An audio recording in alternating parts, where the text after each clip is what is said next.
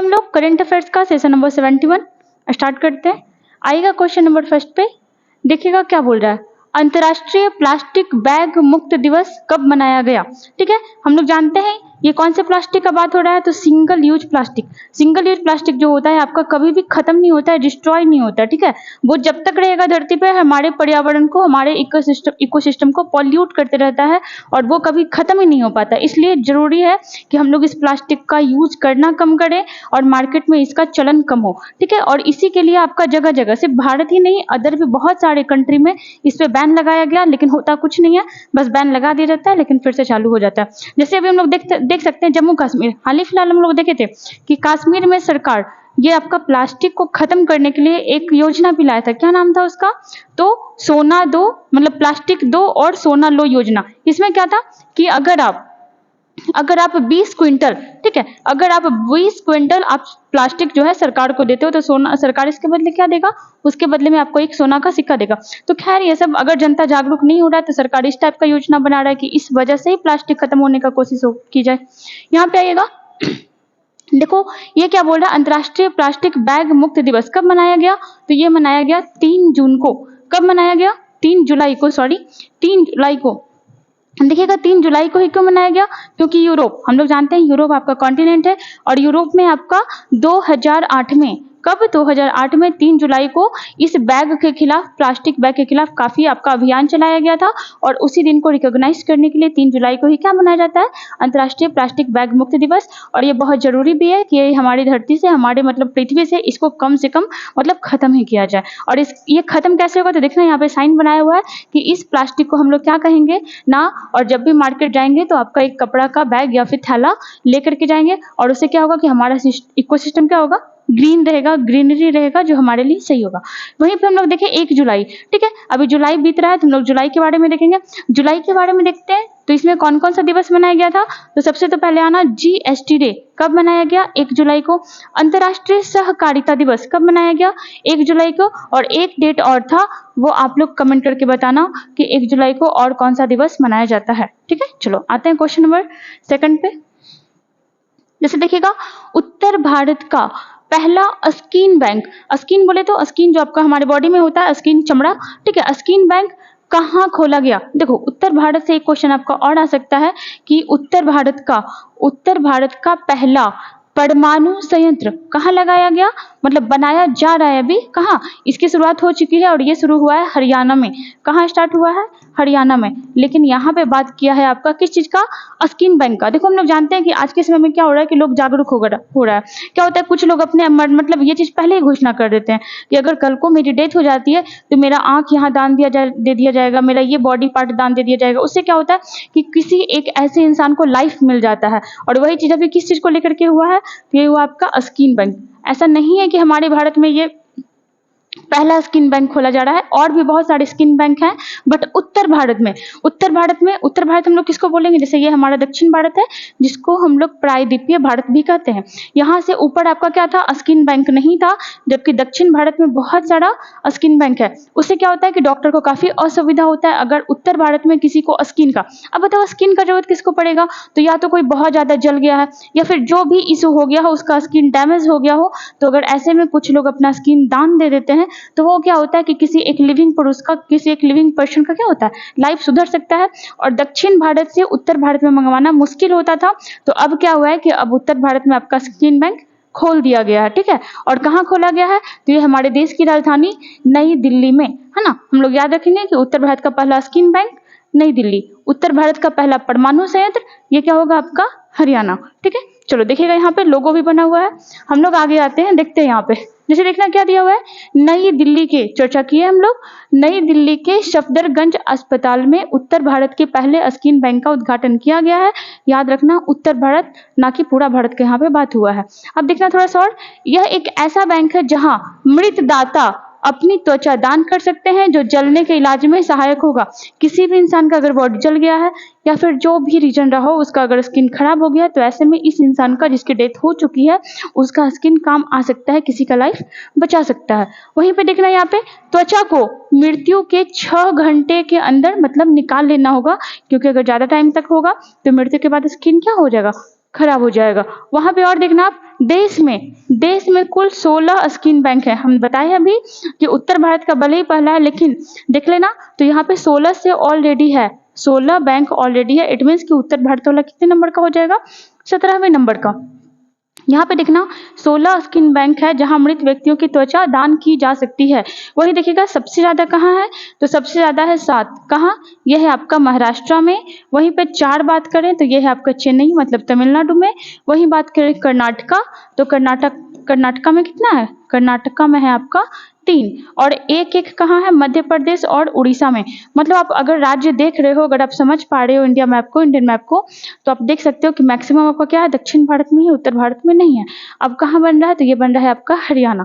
ठीक है, चलो यहाँ पे थोड़ा सा हम लोग और देख लेते हैं क्या, तो हरियाणा में भी सीएम कौन है, तो हरियाणा में भी सीएम है कौन, मनोहर लाल खट्टर। वहीं गवर्नर के बारे में बात करें तो बंडारू दत्तात्रेय कौन है, तो यह है हरियाणा के गवर्नर। देखना यहाँ पे जैसे दिल्ली के बारे में बात करें तो दिल्ली क्या है, तो ये हमारी राष्ट्रीय राजधानी है, साथ में यूनियन टेरिटरी है। यहाँ के सीएम कौन है, अरविंद केजरीवाल। कौन है, अरविंद केजरीवाल। और इनके पार्टी का क्या नाम है, इनके पार्टी का नाम है आप। इसका फुल फॉर्म क्या हो गया, आम आदमी पार्टी। ठीक है, और हम लोग याद रखेंगे कि आप जो है इस बार राष्ट्रीय पार्टी बन चुका है। क्या बन गया है, ये आपको नेशनल पार्टी का दर्जा इसको मिल चुका है। और हम लोग क्या देख सकते हैं, जैसे देखिएगा पहले हमारे भारत की राजधानी कहाँ थी, कोलकाता, लेकिन दिल्ली कब हुआ, तो ये 1911 के घोषणा के बाद, 1911 के घोषणा के बाद 1912 में ये क्या बन गया, दिल्ली राजधानी बना, जो कि पहले कहाँ था, कोलकाता में। किसके घोषणा के बाद, मतलब कौन घोषणा किया था, ये किया था लॉर्ड हार्डिंग द्वितीय। कौन, लॉर्ड हार्डिंग द्वितीय। ठीक है, चलो यहाँ पे ये हो गया। आगे हम लोग आते हैं, आइएगा क्वेश्चन नंबर 3 पे। देखिएगा WTO में मतलब वर्ल्ड ट्रेड ऑर्गेनाइजेशन, WTO में भारत के अस्थायी प्रतिनिधि का कार्यकाल बढ़ाया गया।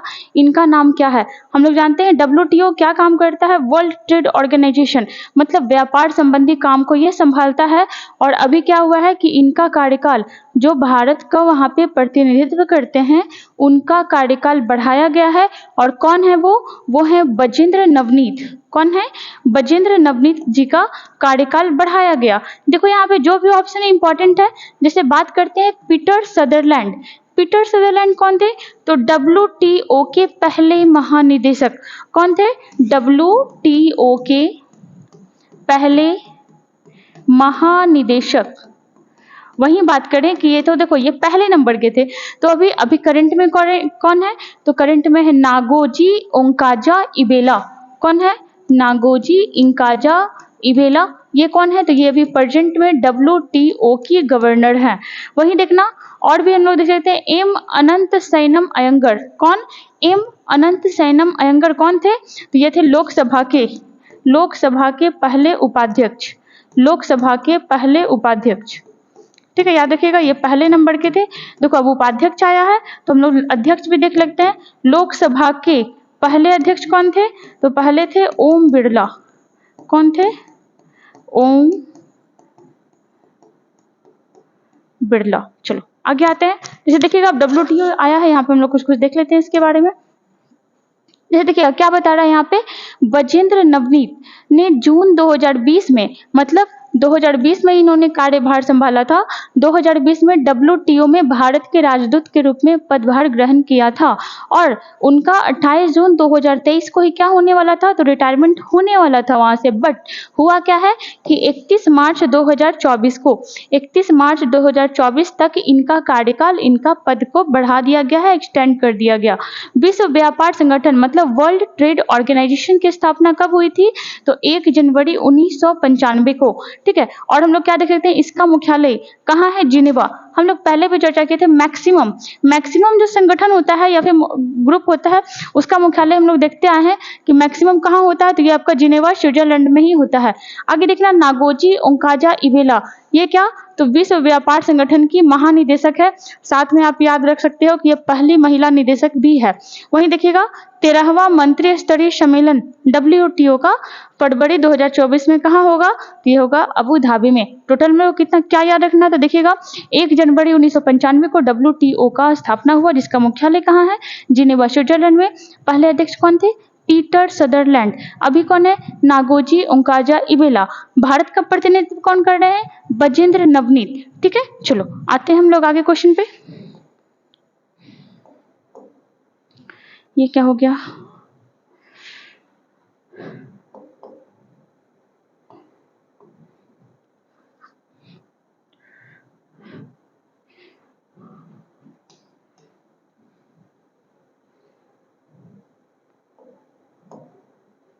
आइएगा क्वेश्चन नंबर 4 पे, सॉरी थोड़ा लेट हो गया।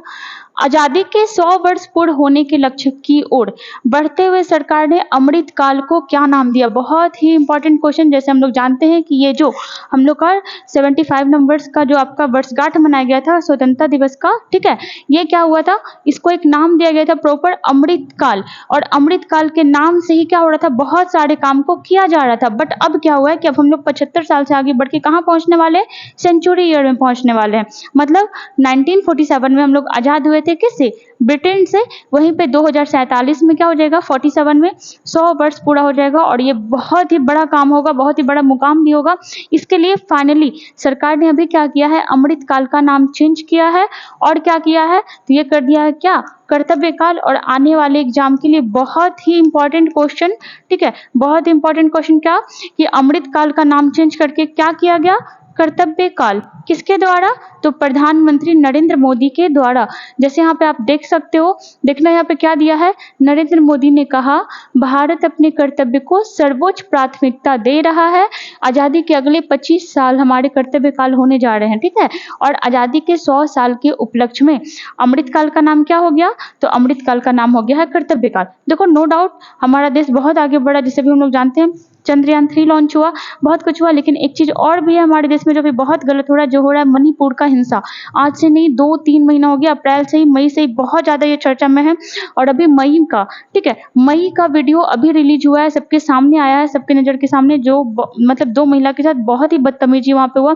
तो ये चीज कहाँ दिखा रहा है, एक और आप इसरो से क्या कर रहे हो, चंद्रयान 3 लॉन्च कर रहे हो, देश को एक अलग ऊंचाई पे, एक अलग मुकाम पे पहुंचा रहे हो।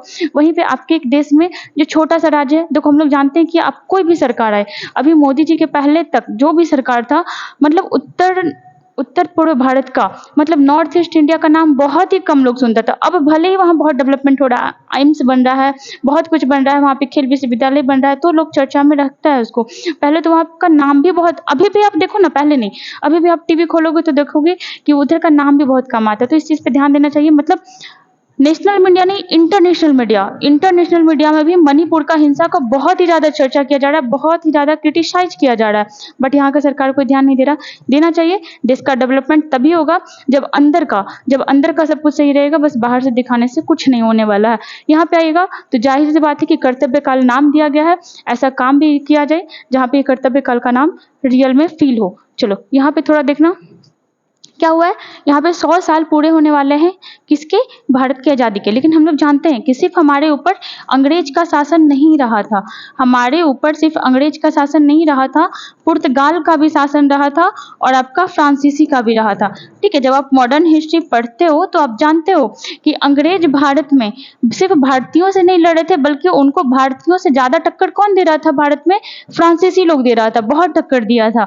वहीं पे देखना अंग्रेज से हम कब आजाद हुए थे, तो ये तो सब जानता है, 15 अगस्त 1947 को। वहीं पे आएगा पुर्तगाली से। हम लोग जानते हैं कि अंग्रेज भारत के मैक्सिमम एरिया पे कब्जा किया हुआ था, बट पुर्तगाली कहाँ किया हुआ था, गोवा पे, दमन द्वीप पे। इस पर किसका कब्जा था, पुर्तगाली का। और भारत आने वाला पहला विदेशी भी कौन था, पुर्तगाली। यहाँ पे देखिएगा कि जो आपका पुर्तगाली था कब भागा नहीं, भगाया गया। कब, तो 19 दिसंबर 1961 को ऑपरेशन विजय अभियान के तहत गोवा से पुर्तगालियों को मार मार के भगाया गया। और उसके बाद गोवा जो था, देखो जिस समय ये अभियान के तहत भगाया गया उस समय गोवा दमन द्वीप को क्या बना दिया गया, यूनियन टेरिटरी। लेकिन बाद में दमन द्वीप को वैसे ही छोड़ दिया गया एज इट इज, और गोवा को क्या बना दिया गया, राज्य। और कब बनाया गया, तो 30 मई 1987 को, 30 मई 1987 को गोवा को क्या किया गया, राज्य का दर्जा दिया गया। वहीं पे हम लोग ये देखते हैं कि फ्रांसीसी कहाँ अधिकार किए हुए था? तो आज का पुडुचेरी पे, आज का पुडुचेरी पे किसका अधिकार था? फ्रांसीसी का, जो भारत से कब गया? तो 1954 में, 1954 में। और फ्रांस पुडुचेरी को भारत का अंग कब बनाया गया? 1962 में। ठीक है, चलो इसका इतना याद रखना। अब पुडुचेरी आए तो हम लोग एक चीज और देख ही लेते हैं। क्या? तो पुडुचेरी आपका 3 अलग अलग राज्य में फैला हुआ है, एक जगह नहीं है। कहाँ कहाँ फैला हुआ है? तो ये हो जाएगा आपका, पहले तो आ जाओ तमिलनाडु में, फिर है आपका आंध्र प्रदेश में, और फिर है आपका कहाँ? तो और है आपका केरल में। ठीक है, कहाँ? केरल में। आइएगा कि तमिलनाडु में पुडुचेरी, देखो पुडुचेरी में आपका 4 राज्य है और चारों राज्य अलग अलग राज्य में फैला हुआ है। सॉरी, पुडुचेरी का 4 जिला है, ठीक है, जो अलग अलग राज्य में फैला हुआ है। तो देखना तमिलनाडु में क्या है? तो तमिलनाडु में आपका 2 जिला है, एक का नाम पुडुचेरी है और दूसरा का नाम क्या है? कराईकाल। ठीक है, क्या नाम है? कराईकाल। वहीं पे आइएगा आंध्र प्रदेश में जो जिला है उसका नाम क्या है? यनम। और केरल में जो जिला है उसका नाम क्या है? माहे। ठीक है, आंसर हो गया हमारा ऑप्शन नंबर सी। चलो आगे आना, ये तो हम लोग देख लिए, आगे आते हैं। देखिएगा, नरेंद्र मोदी द्वारा कहां पर साई हीरा ग्लोबल कन्वेंशन सेंटर का उद्घाटन किया गया? तो यहाँ पे देखना, ये किया गया आपका कहाँ? आंध्र प्रदेश में। कहाँ? आंध्र प्रदेश में साई हीरा ग्लोबल कन्वेंशन सेंटर का उद्घाटन हमारे प्रधानमंत्री नरेंद्र मोदी के द्वारा किया गया। देखो, बात करें आंध्र प्रदेश के बारे में तो हम जानते हैं कि हमारे देश का सबसे पुराना राज्य या फिर सबसे पहले बनने वाला राज्य कौन सा है? आंध्र प्रदेश। कब बन गया था? 1953 में ही। और फजल अली आयोग के द्वारा जो आया था आपका राज्य का संगठित रूप 14 राज्य 6 यूटी, उसके तहत भी आपका ये राज्य बनाया गया था। और अभी हम लोग जानते हैं कि अगर बात करते हैं भारत में सबसे नया राज्य कौन सा है, तो यह है आपका तेलंगाना। यह है आपका तेलंगाना, जो किससे अलग होकर के बना? तो आंध्र प्रदेश से। कब अलग हुआ था? तो 2 जून 2014 को, 2 जून 2014 को अलग हुआ था। आंध्र प्रदेश के बारे में और क्या देख सकते हैं या फिर तेलंगाना के बारे में? तो देखिएगा, आंध्र प्रदेश, इसकी राजधानी कहाँ है? विशाखापत्तनम। और अभी इसका राजधानी नया बना है, क्या नाम है? विशाखापत्तनम। ठीक है, और हम लोग क्या देख सकते हैं? तो देखना, आंध्र प्रदेश के सीएम क्या नाम था? आंध्र प्रदेश के सीएम जो है आपके, ये अभी, ठीक है, पूरे भारत में एक एडीआर रिपोर्ट आया था, उसमें सबसे अमीर मुख्यमंत्री, सबसे ज्यादा संपत्ति वाले मुख्यमंत्री कौन बने थे? तो ये बने थे आंध्र प्रदेश के सीएम। उनका नाम क्या था? बहुत ही इंपॉर्टेंट नाम, आप लोग बताइएगा, कमेंट करते कि आंध्र प्रदेश के सीएम का क्या नाम था जो एडीआर रिपोर्ट के अनुसार सबसे संपत्ति वाले सीएम बने हैं। वहीं यहाँ के गवर्नर के बारे में बात करें तो गवर्नर कौन है? एस अब्दुल नजीर। ठीक है, वहीं बात करें कि सबसे कम संपत्ति किस सीएम के पास है, तो सबसे कम संपत्ति है कौन से राज्य के सीएम के पास? यह है वेस्ट बंगाल के। और वेस्ट बंगाल में किनका राज्य है? तो हम लोग जानते हैं किनका, तो दीदी का। चलिए आगे आइएगा, यहाँ पे देखे तो उड़ीसा के 3 जिला में सोना का भंडार मिला था, क्योंझड़, आपका देवगढ़, ठीक है, और एक और जिला था, वो भी आप ही लोग बताइएगा, उड़ीसा। यहाँ पे क्या मिला था? तो ये आपका मिला था सोना का भंडार। वहीं लिथियम का भंडार कहाँ मिला? जम्मू कश्मीर में। कुछ दिन पहले राजस्थान में भी लिथियम का भंडार मिला था, जो आपका मोबाइल का बैटरी, लैपटॉप का बैटरी, मतलब जो भी चार्जिंग चीज होता है उसमें बैटरी में क्या यूज होता है? लिथियम। चलो आगे आना, क्वेश्चन नंबर 6 पे आते हैं। देखो यहाँ पे कुछ दिया है, पहला गोल्ड एटीएम कहाँ खोला गया? तो ये खोला गया आपका हैदराबाद शहर में। पहला गोल्ड एटीएम हैदराबाद शहर में इसकी स्थापना की गई। देखो यहाँ पे आंसर ही दे दिया। एडीआर रिपोर्ट के अकॉर्डिंग सबसे अमीर सीएम, सबसे संपत्ति वाले सीएम कौन बने? आंध्र प्रदेश के सीएम नाम क्या है? जगन मोहन रेड्डी। ठीक है, चलो आप लोग ये बताना, ये तो आंसर दे ही दिया, आप लोग ये बताना कि बिहार के सीएम मतलब हमारे नीतीश कुमार, ये कितने नंबर पे हैं? ठीक है, एडीआर रिपोर्ट के अनुसार। वन सर्वेक्षण रिपोर्ट में वृद्धि, वन सर्वेक्षण रिपोर्ट जो आता है उसमें सबसे ज्यादा वृद्धि वाला राज्य कौन सा दिखाया गया है? आंध्र प्रदेश। जबकि सबसे ज्यादा क्षेत्रफल, वन सर्वेक्षण रिपोर्ट में सबसे ज्यादा क्षेत्रफल वाला राज्य कौन बना है? मध्य प्रदेश। मतलब इसमें यह दिखाया गया कि क्षेत्रफल के अकॉर्डिंग सबसे ज्यादा वन कहाँ है? मध्य प्रदेश। परसेंट के अकॉर्डिंग मिजोरम में, वृद्धि के अकॉर्डिंग आंध्र प्रदेश। फिर से सुनिएगा, वन सर्वेक्षण रिपोर्ट के अकॉर्डिंग सबसे ज्यादा क्षेत्रफल के अकॉर्डिंग वन कहाँ है? मध्य प्रदेश। परसेंट के अकॉर्डिंग मिजोरम, वृद्धि के अकॉर्डिंग आंध्र प्रदेश। चलो आगे आना, फैमिली डॉक्टर प्रोजेक्ट, ठीक है, ये कहाँ स्टार्ट किया गया? आंध्र प्रदेश। मतलब यहाँ का डॉक्टर लोग होता होगा। एसीबी 14, एसीबी आपका देखिएगा, ये जो आपका ऐप है कहाँ स्टार्ट किया गया? ये भी किया गया आपका आंध्र प्रदेश से में। चलिए आगे आइएगा। क्वेश्चन नंबर 6 देखिएगा, Hurun India report, Hurun India report के अनुसार भारत की सबसे मूल्यवान कंपनी कौन बनी है? हम लोग फोटो देख के समझ सकते हैं कि कौन बना, खुश कौन हो रहा है ज्यादा? ये हो रहा है रिलायंस इंडस्ट्रीज। ठीक है, ये आपका हुरून इंडिया रिपोर्ट के अकॉर्डिंग सबसे मूल्यवान कंपनी बनकर के उभरा है। वहीं अगर हम लोग बात करते हैं सेकंड कौन है? तो सेकंड है आपका टाटा कंसल्टेंसी सर्विसेज, जिसको शॉर्ट में हम लोग क्या बोलते हैं? TCS। और वहीं नंबर 3 पे कौन है? तो HDFC बैंक। कौन सा बैंक?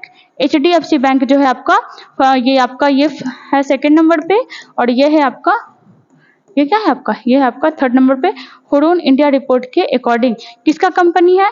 ये रिलायंस वाला, तो ये है आपका मुकेश अंबानी का कंपनी। आगे आइएगा। क्वेश्चन नंबर 7 देखिएगा, अंतर्राष्ट्रीय ओलंपिक समिति ने किसे ओलंपिक ऑर्डर से सम्मानित किया है?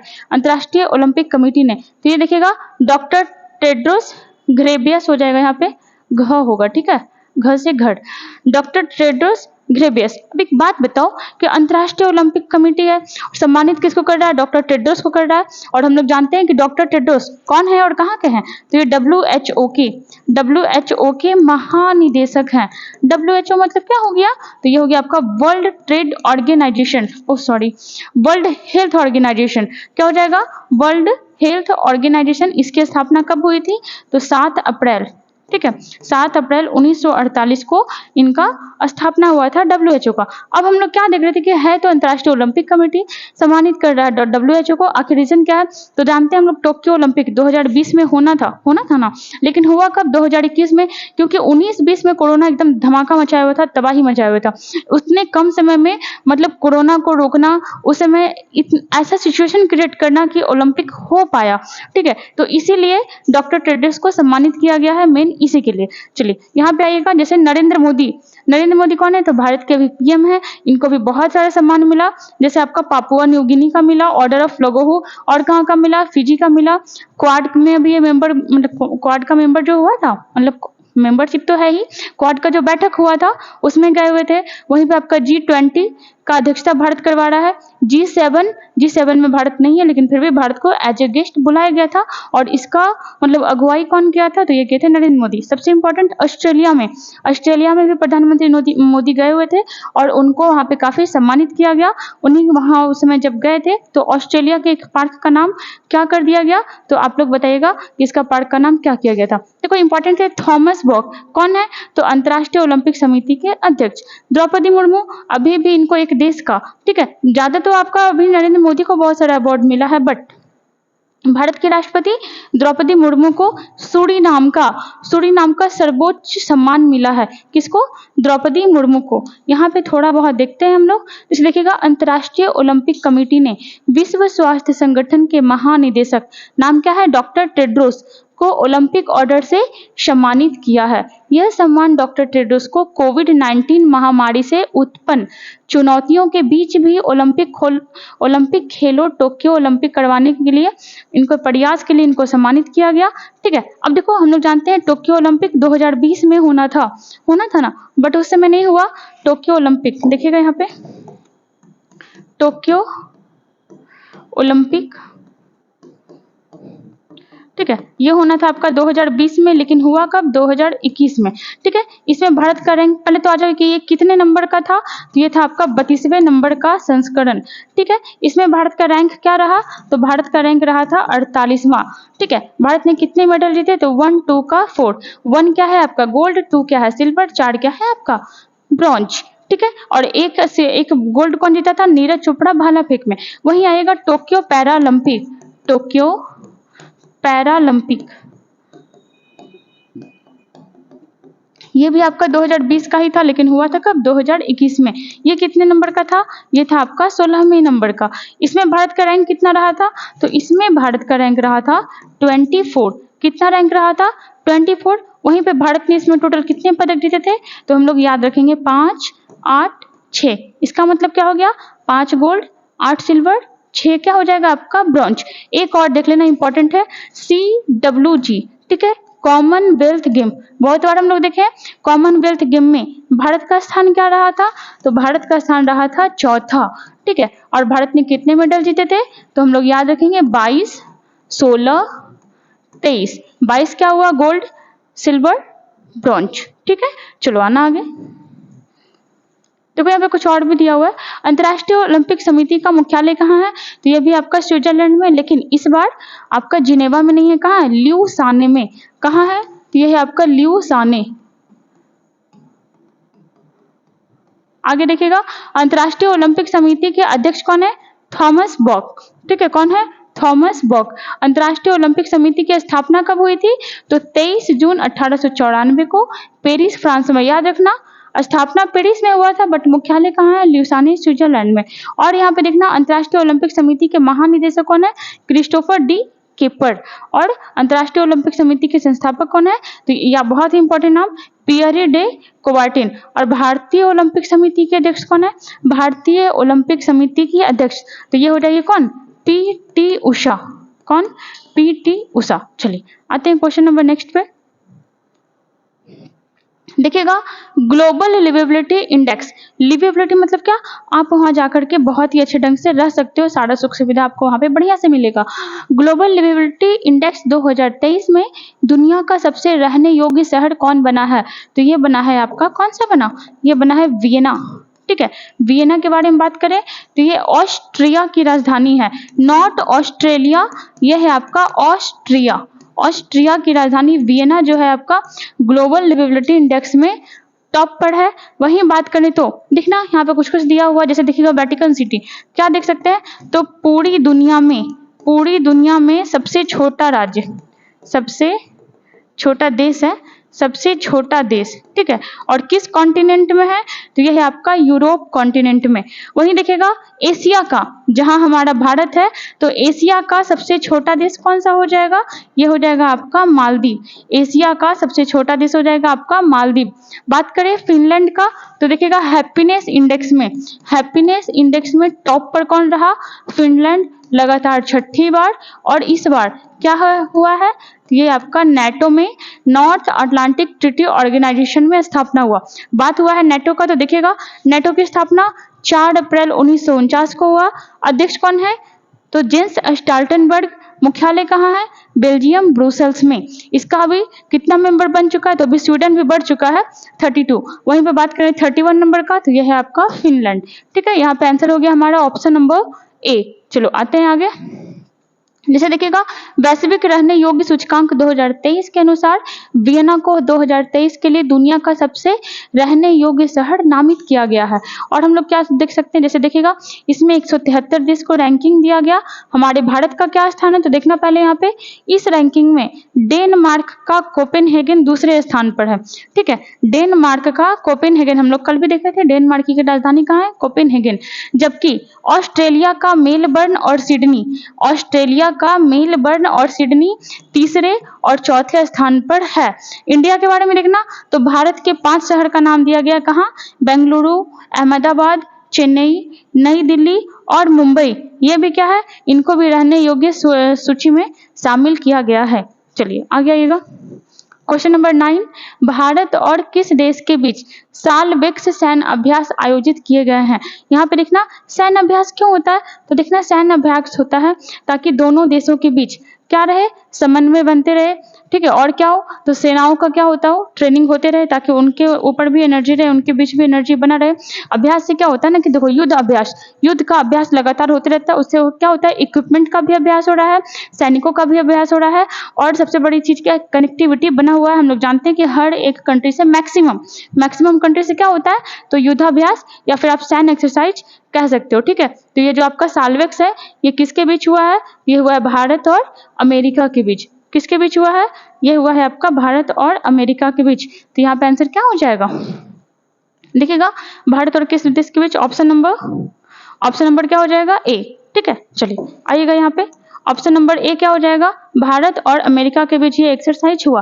देखना अमेरिका के साथ कुछ और भी होता है, तो हाँ होता है, जैसे युद्धाभ्यास। अब देखना इसका नाम ही है, ठीक है, ये एक्सरसाइज का नाम ही है कि युद्धाभ्यास किन 2 देशों के बीच होता है, तो ये हो जाएगा भारत और अमेरिका के बीच। वहीं देखना ब्रिटेन के साथ, तो हो जाएगा अजय वॉरियर। क्या हो जाएगा? अजय वॉरियर भारत और ब्रिटेन के बीच होता है।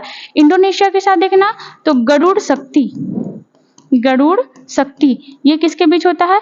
तो ये होता है इंडिया के बीच। वहीं मालदीव जो भी हम लोग देखें कि एशिया का सबसे छोटा देश है, ये क्या हो जाएगा?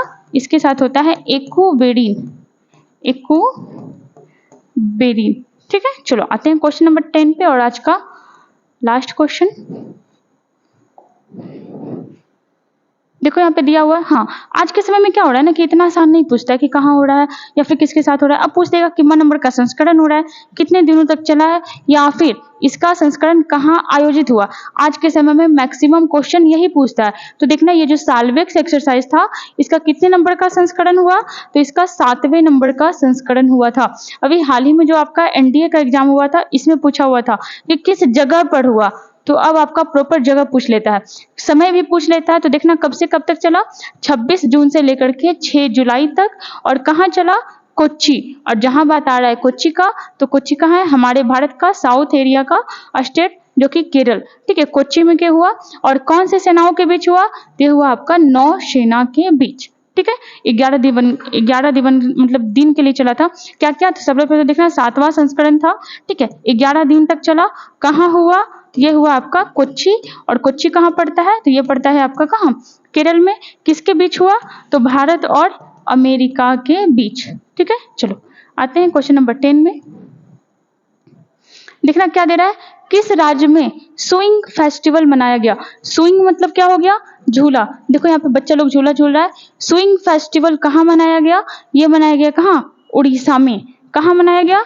उड़ीसा में। देखना उड़ीसा का कुछ और भी फेस्टिवल दिया हुआ है, जैसे राजा परबा। ठीक है, राजा परबा, बाली यात्रा तो बहुत बार पूछा हुआ है। राजा परबा, बाली यात्रा भी मिल सकता है, बाली यात्रा भी कहीं कहीं लिखा हुआ मिलता है। गजलक्ष्मी पूजा और नुआखाई बहुत ही ज्यादा इंपॉर्टेंट। ठीक है, कृषि से संबंधित है। जब वहाँ चावल नया उगता है तो ये फेस्टिवल मनाया जाता है, नुआखाई। और देखना तो शीतल षष्ठी और धनु यात्रा। और अभी हाल ही में कौन सा निकला था? तो पूरी रथ यात्रा। ठीक है, रथ यात्रा जो आपका पुरी का है, ये भी कहाँ हुआ था? ये भी हुआ था आपका उड़ीसा में और अभी हाल ही में हुआ था। सीधा हम लोग क्या देखें, उड़ीसा में अभी कौन सा फेस्टिवल मनाया गया? Swing festival. वहीं से रिलेटेड कुछ और फेस्टिवल है। बात करें उड़ीसा का, तो देखिएगा उड़ीसा की राजधानी कहाँ है? यह है आपका भुवनेश्वर। भुवनेश्वर। ये किससे अलग हुआ? तो ये अलग हुआ है हमारे बिहार से। कब अलग हुआ? तो ये अलग हुआ था 1 अप्रैल 1936 को। ठीक है, वहीं देखना यहाँ के सीएम कौन है? तो यहाँ के सीएम है आपके नवीन पटनायक। कौन है? नवीन पटनायक। और गवर्नर कौन है? तो गवर्नर हो जाएंगे गणेशी लाल। कौन हो जाएंगे? गणेशी लाल। अब देखिएगा, जैसे हम लोग जानते हैं कि पूरी दुनिया का सबसे बड़ा क्रिकेट स्टेडियम कहाँ है? यह गुजरात का मोटेरा या फिर कह सकते हो नरेंद्र मोदी स्टेडियम। वहीं देखिएगा पूरी दुनिया का, ठीक है, पूरी दुनिया का और भारत का भी सबसे बड़ा हॉकी स्टेडियम ये कहाँ है? तो ये बना है उड़ीसा का। ठीक है, कौन सा? तो राउरकेला और आपका बिरसा मुंडा स्टेडियम। हम लोग जानते हैं कि FIH का जो अभी हॉकी हुआ था, कहाँ हुआ था? उड़ीसा में भी हुआ था। और दोनों स्टेडियम में हुआ था कहाँ? तो राउरकेला स्टेडियम में और आपका बिरसा मुंडा स्टेडियम में। ठीक है, वहीं पे देखना अगर बात करें उत्तराखंड का, तो यहाँ आपका फूलदेई त्योहार मनाया जाता है। फूलदेई त्योहार। ठीक है, और ये भी आपका बहुत सारे एग्जाम में पूछा हुआ क्वेश्चन है। वहीं देखें तो हरेला। ठीक है, हरेला त्योहार कहाँ मनाया जाता है?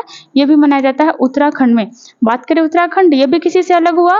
और किससे अलग हुआ है? तो ये अलग हुआ था 1 नवंबर 2000 को।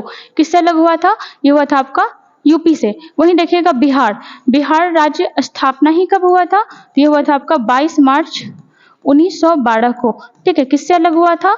ये अलग हुआ था आपका बंगाल से। वहीं देखना बिहार में भी हाल ही में एक फेस्टिवल मनाया गया था। क्या? तो थावे उत्सव। कहाँ का है? यह है आपका बिहार का। झारखंड के बारे में बात करें तो ये भी आपका बिहार से अलग हुआ। कब? तो 15 नवंबर 2000 ईस्वी को। और बहुत ही इंपॉर्टेंट फेस्टिवल इस राज्य का क्या हो जाएगा? सरहुल। ठीक है, सरहुल फेस्टिवल कहाँ का है? यह है झारखंड का। बात करें झारखंड, तो यहाँ भी सीएम कौन है? हेमंत सोरेन। गवर्नर कौन है? तो ये हो जाएंगे CP कृष्णा। ठीक है, चलिए यहाँ पे हमारा 10 क्वेश्चन कंप्लीट हुआ विथ फुल एक्सप्लेनेशन के साथ। हाँ, ये देखिएगा इंपॉर्टेंट, ये क्या है? जैसे हम लोग जानते हैं कि कुछ साल पहले तक हम लोग पढ़ते थे कि भारत की सबसे ऊंची मूर्ति कौन है? गोमतेश्वर की मूर्ति हम लोग याद करते थे, जो कर्नाटक के श्रवणबेलगोला में था। लेकिन अब ये चेंज हो गया है। आप ये बताइएगा कि ये भारत का या फिर दुनिया का भी कह सकते हो सबसे ऊंचा मूर्ति है। इनके बारे में आप लोग बताइएगा कि ये किसका मूर्ति है, ठीक है, और कहाँ बसा हुआ है? किसका मूर्ति है और कहाँ है? ठीक है, दोनों चीज बताइएगा, राज्य का भी नाम और किनका मूर्ति है। थोड़ा सा बता देते हैं। इनको आयरन मैन ऑफ इंडिया कहा जाता है। ये भारत के पहले गृह मंत्री रहे थे। ये भारत के पहले उप प्रधानमंत्री भी रहे थे। ठीक है, चलिए यहाँ पे हमारा क्वेश्चन कंप्लीट हुआ, 10 क्वेश्चन विथ फुल एक्सप्लेनेशन और एक्स्ट्रा फैक्ट और एक्स्ट्रा फिगर्स के साथ। ऐसे ही हमारे साथ बने रहिए, पढ़ते रहिए, ठीक है। और हमारे एक बिहार पुलिस, जो कि बिहार पुलिस ना होकर के सारे एग्जाम के लिए वो इंपॉर्टेंट है, जो कि वहाँ पे हर सब्जेक्ट से क्या अलग अलग क्वेश्चन विथ फुल एक्सप्लेनेशन के साथ करवाया जाता है। ऐसे ही हमारे साथ बने रहिए और पढ़ते रहिए। Thank you.